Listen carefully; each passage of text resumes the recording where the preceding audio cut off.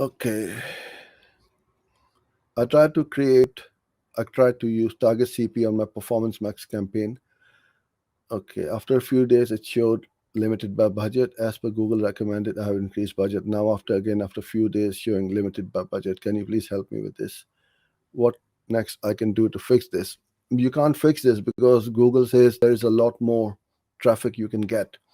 Do you want to spend more money? If you can handle the number of leads and sales, then yes, keep on increasing. If you can't and you're happy, then you will always be targeted by or limited by budget. So what I would recommend you do is if it's your own campaign or your client campaign, you ask yourself this question: do I need more business? Do I want to grow my business? And this is how you keep growing. If you're spending $50 a day, you then go to 870, then 100, then 150 and 200, and keep on increasing.